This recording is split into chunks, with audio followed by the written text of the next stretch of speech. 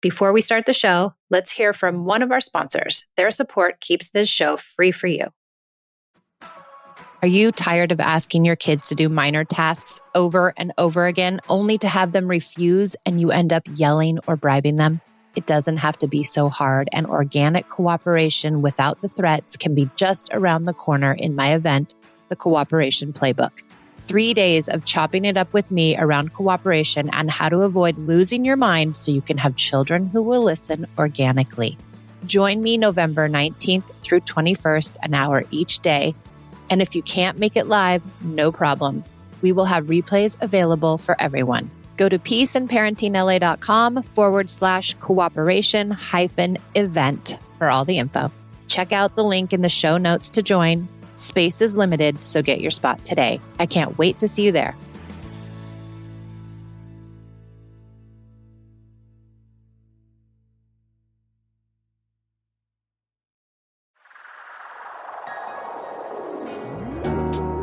Hi, I'm Michelle, a mother of 2 teens. 13 years ago, I traded in punishments and rewards for connection. Now I prioritize relationship over behaviors, utilize play as a parenting tool, and set limits with empathy instead of consequences. Each week, I share my journey and interview clients, experts, and followers. Thanks for joining me on the Peace and Parenting podcast. I'm so glad you're here.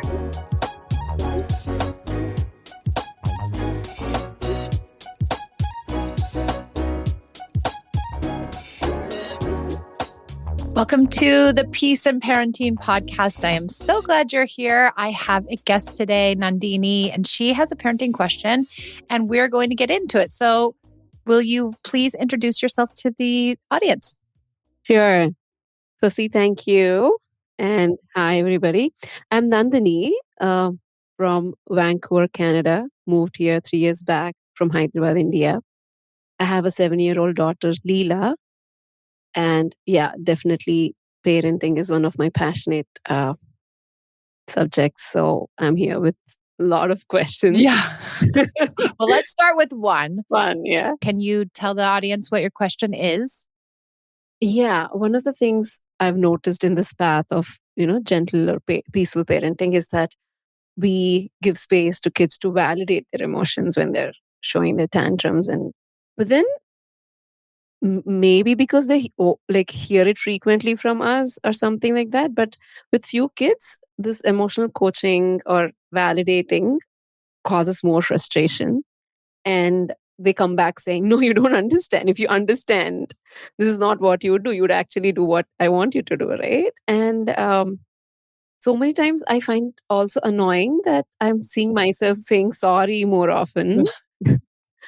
like the other day, my daughter, the airport, I'm angry. She was walking, she stepped down, and I just turned around. She was so angry and annoyed, and she said, "You caused me tension. That happened because you caused me tension, and you're not even saying sorry." I'm like, I didn't do anything. In that moment, do I have to say sorry? Though my mind and body is like, I don't want to say sorry and keep validating her emotions. But then, should I just respect her emotion and say sorry? But then I also notice I'm saying that so frequently compared to my husband. I am the one always saying more sorries. I'm like, what's happening? So yeah. So I'm Okay, like, this is a good question. where do we draw a line between our responsibility and validating their emotions? Where will they take the responsibility? And how do we navigate that? Yeah. Well, that's a really good question. And I do not think you're alone. I think there are many, many kids who respond that way. And so how do we and what do we do to navigate when a kid says, no, you don't. You don't understand how I feel. And how do we navigate when they say they want us to fix it? There's a bunch of different ideas here. So one idea is that, are they used to us fixing everything? And is that why they're asking us to fix it? Have we not given them enough opportunities to fix their own problem? And have we not held the space and let them be really angry? Have we gone into fixing, and is I'm sorry kind of a fix? Because you're then taking responsibility for it. And you're saying, it's my fault. I'm so sorry you're feeling this way. But it isn't, Nandini. It's not your fault that she's feeling that way. And so by saying sorry, you're taking responsibility as if it is your fault. And so is she expecting you to fix it because you've taken on that culpability? Now, again, we have to think too, what's our goal here with validation? What is our goal? What are we trying to get with validation? I think we're trying to say to make them feel heard and seen in this relation, like whatever they're experiencing, we kind of acknowledge it. Maybe we Yes. don't agree, but Right. acknowledge it. Yeah. So if that is succinctly our only goal, then we're achieving that goal by just saying, I'm here. I understand how you feel, but we can't have a vested interest in their response.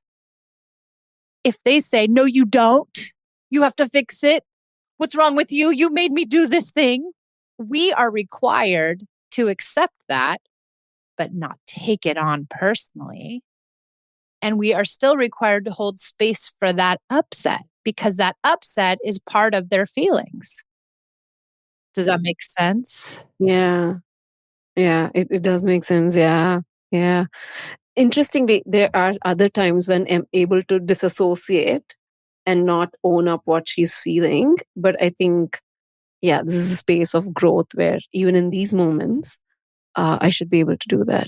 Well, it's hard because you're hearing her say, it's your fault.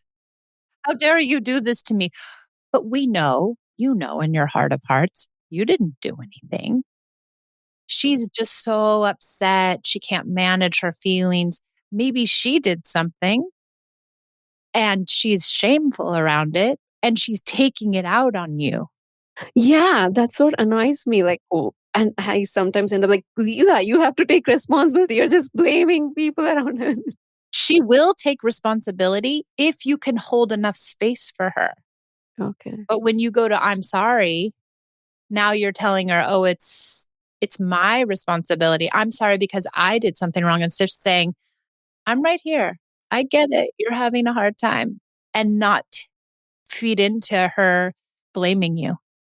Yeah. Can you help me also then?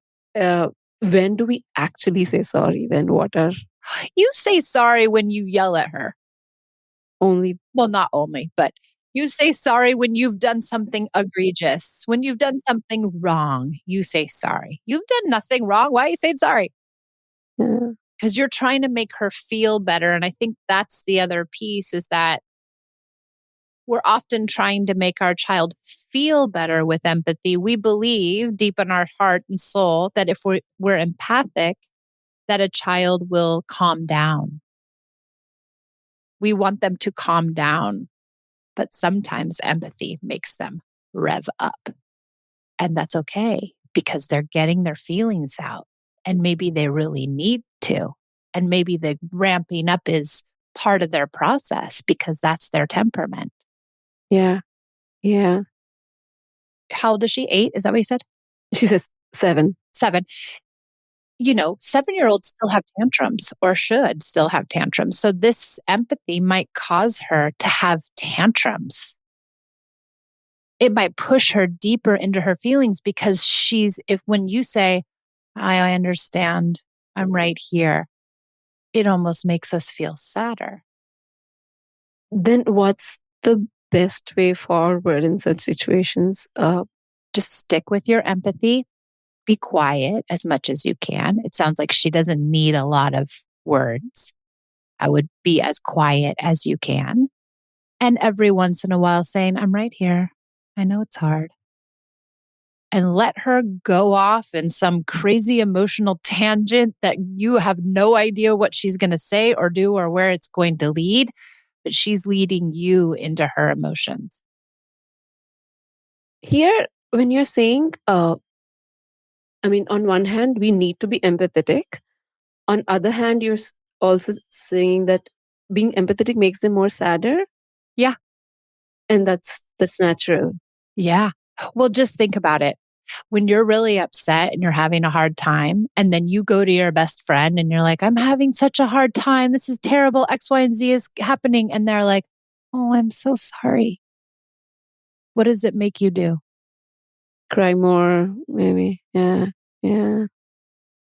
But she might be in anger. So it might make her more angry before she gets to her tears. If you stick in long enough with the empathy, she might get to her tears eventually.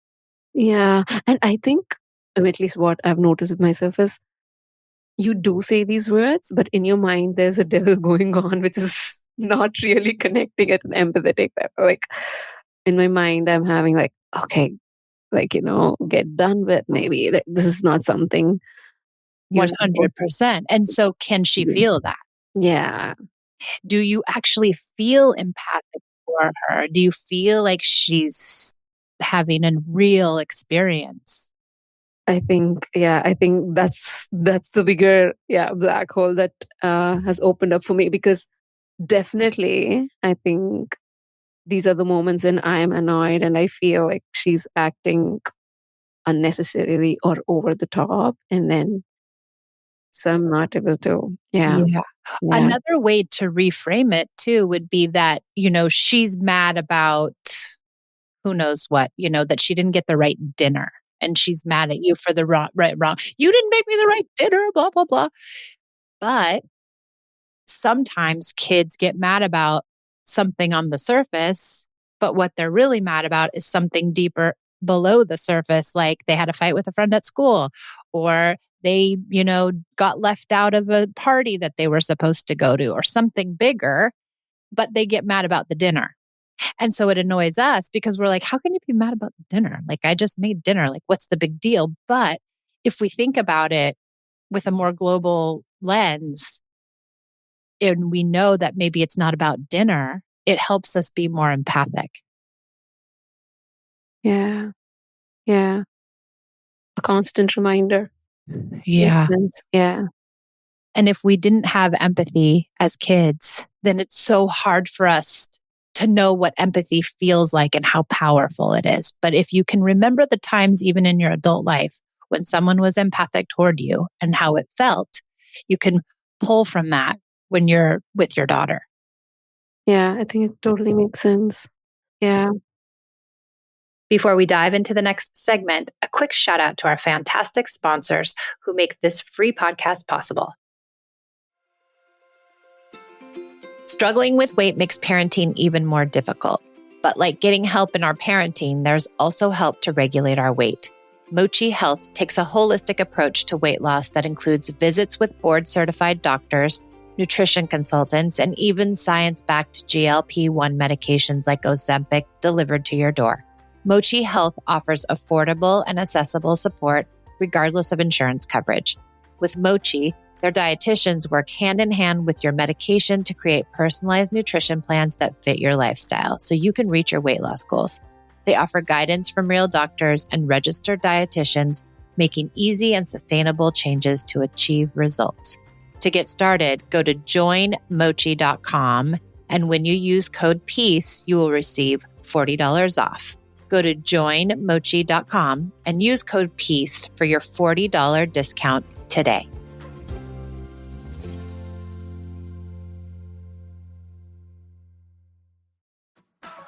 Are you tired of asking your kids to do minor tasks over and over again, only to have them refuse and you end up yelling or bribing them? It doesn't have to be so hard, and organic cooperation without the threats can be just around the corner in my event, The Cooperation Playbook. 3 days of chopping it up with me around cooperation and how to avoid losing your mind so you can have children who will listen organically. Join me November 19th through 21st, an hour each day. And if you can't make it live, no problem.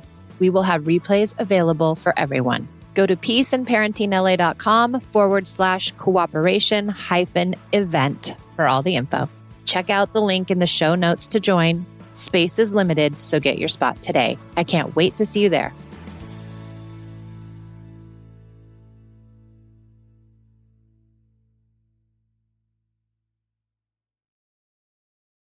Thanks for supporting our sponsors. Now back to the show.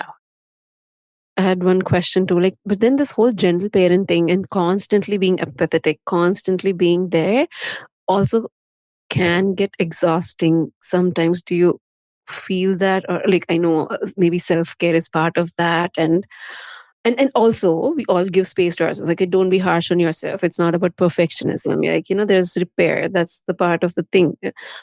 However, which mistakes, or how do we discern, like, which are part of growing up or learning in this parenting journey, and which things are like, no, I mean, I can understand yelling, but are there some things that come to the top of your mind? Or, I mean, how do we know? And in this whole journey also, like, so that's what can make us exhausting. Like, okay, trying to make everything right, and we feeling guilty at the end of the day. Yeah.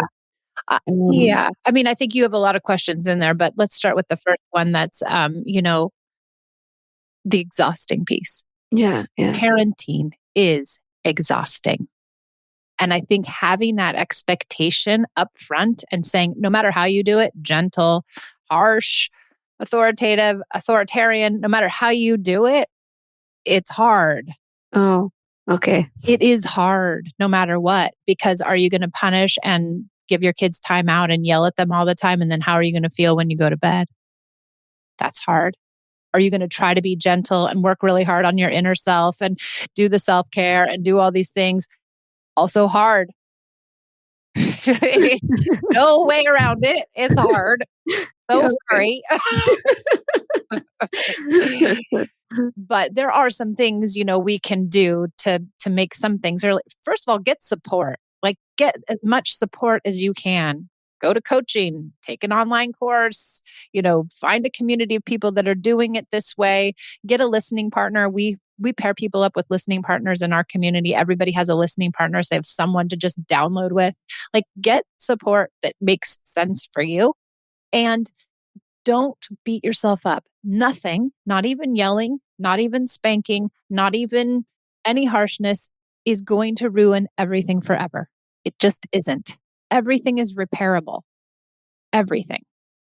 And so, even if you are in your darkest moment and you think you did the most horrible thing, they will recover, and so will you, as long as you keep trying. Yeah, yeah, yeah. Answers my other question I had, like, to be compassionate to ourselves in this journey, in a way, to contradicts my question, like, what's the end goal of this journey? I think it's Yeah. not like it's a journey. Just enjoy than feeling the burden of it, doing it right, and being cautious of something going wrong constantly. I think, I think yeah, just enjoying being a parent, right? Enjoy the small moments, enjoy forming the relationship, because really the goal for me really is, now that I have kids who are older, Esme's 18, my goal is to have a relationship with this person. And that's all I'm looking for. So if I'm constantly doing things to make a good relationship, then I think I'm on the right track. yeah, yeah. I think this is beautiful. Like, to not. Uh, I mean, I'm aware of it, but then this is like a more reinforcement of to enjoy, Yeah.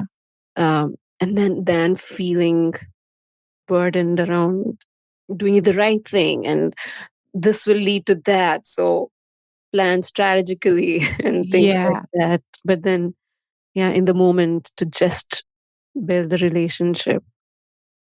Yeah. Build a relationship. And I'll tell you, my daughter's gone. She's in college now, and it went by like that. It was so fast. And I wish I would have enjoyed it more and not been so serious about it. Yeah, yeah.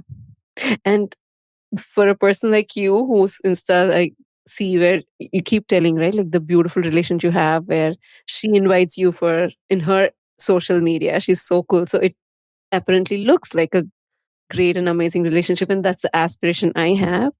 And then you also feeling that things went by so fast, imagine, right? Like, yeah, yeah. Yeah. Our relationship is not perfect either. We still have moments that are not, ideal, but for the most part it's great. And we have to hold on to that piece, that if 50% of the time we're doing it right, we're okay. That's good. That's beautiful. I mean, yeah, I think this is the biggest piece, to like a great reminder to, like, remind myself as to what am I here for. Yeah, yeah, I think that's beautiful. Yeah. Yeah. You had such great questions. Thank you. Yeah, I really enjoyed it. Any last question you have? And I didn't watch your consequences episode, but is it like I have always this question about natural consequence during this gentle parenting, but then for a lot of things in life, the natural consequence doesn't happen for a long time. Well, is that true? How? Like Well, studies or health, like, I think the natural consequence is not doing the thing that they know they should do and feeling bad about it in here. The natural consequence is usually internal.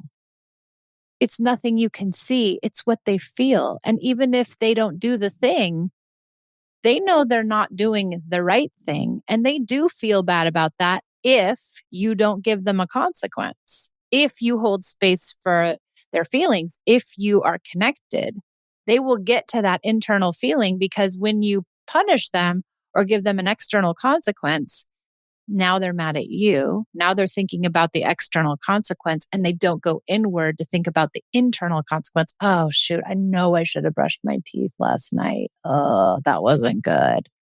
I don't know. At our home, we don't do punishments. We don't have timeouts. I don't yell, but then it's a question every day. Like, why do I have to do that every day? Why do I have to listen to you? Why do you get to decide? Like, these are this routine things. Now, why do I have to study? Like, my friends don't get homework. Why do I have to put in that effort? But how do Well, you?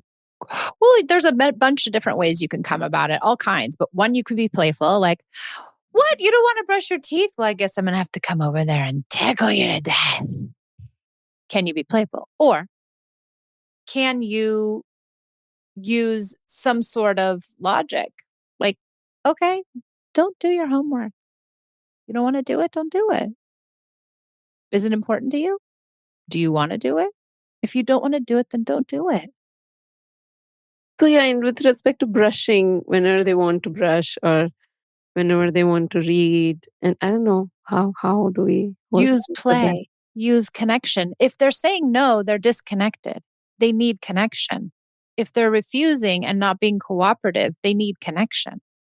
So that's telling you there's a lag in connection right there, and you need to pump it up.